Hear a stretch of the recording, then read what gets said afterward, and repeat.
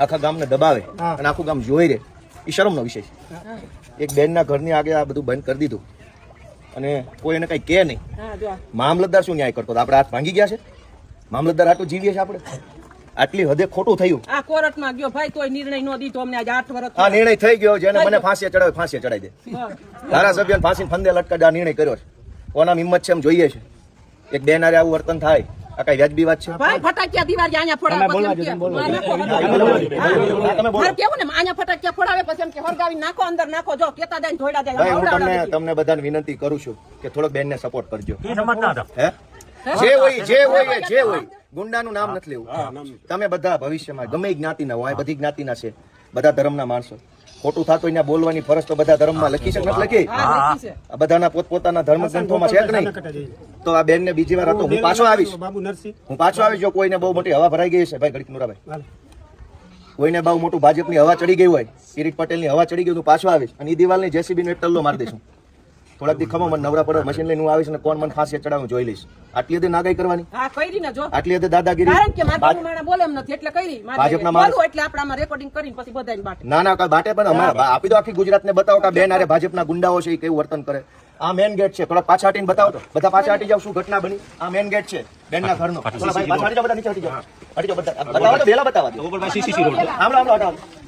આ બેનનું ઘર છે, આ વિશાળ અડમતિયા ગામ છે, ભેસાણ તાલુકાનું. આ મેન ગેટ છે એનો. હવે અહીંયા ભાજપના માણસે બેલા મૂકી દીધા અહીંયા સળંગ. આ બધા અમે હાથે અડસેલ્યા. 8 વર્ષથી આ ગેટ બંધ કરી દીધો. નાગાઈ કરવાની, દાદાગીરી. શું કામ? તો કે હું ભાજપનો માણસ છું એટલે દાદાગીરી કરી. શું કામ? આ ભાઈ સીધા માણસ છે. આ બેલા અહીંયા મૂકી દીધા. અહીં સુધી લાઈન હતી અત્યારે. આમ આ ગેટની બહાર કેમ નીકળવાનું? તો બેને મને આજે ગામમાં આવ્યો, ફરિયાદ કરી, કીધું હાલો આપણે કાઢ નાખીએ બેલા. મામલતદાર શું કાઢવાનું? બરાબર. ભાઈ બધા ભાજપ થી બીવે છે, ભાજપની લાશ કાઢે છે. આજે અમે ભેસાણ તાલુકાના વિશાળ અડમતિયા ગામે આ બેનના ઘરનો ગેટ ખુલ્લો કર્યો છે. જે ભાજપ વાળા મોકા હોય મને ફાંસી ચડાવી દે, હું જોઉં છું કોણ મને કઈ ફાંસી ચડાવે. આટલી હદે નાગાઈ કરવાની. ગામડામાં ગરીબ માણસો આવે, નાના માણસો હોય, ગરીબ માણસો હોય કે અહીંયા બેલા ગોઠવી દીધા ઘરની આમ 8 વર્ષ સુધી સળંગ. તો બહાર કેમ જવાનું? અંદર કેમ આવવાનું?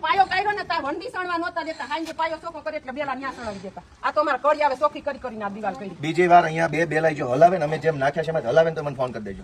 જેમ પડ્યા છે ને એમાંથી હલાવે ને તો મને કહી દેજો. હું જોઈશ કોણ પાણી વાળો ભાજપ વાળો છે. એવું થોડું જેમ મૂક્યા છે ને એમ રહેવા જોઈએ. અહીંથી કોઈ સીધા નથી મૂકવાના. આવે ફેંક્યા એમ ભલે પડ્યા, ગોઠવવાની જરૂર નથી.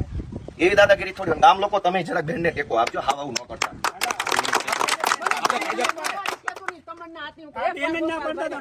કાંઈ વાંધો નહીં. હવે હું બધાની રજા લઉં છું. ટેકો રાખજો જરા. બરાબર. હાલો. ભેસાણ તાલુકા ભાજપનો ઉપપ્રમુખ છું. આ જે બનાવ બન્યો એનો હું આ બધી રીતે આ વાકેફ છું. પંચાયતને ભેગી રાખી મામલતદાર શ્રી, પ્રાંત શ્રી આ બધા હુકમ કરેલા છે. આ પ્રાંત શ્રીનો હુકમ છે.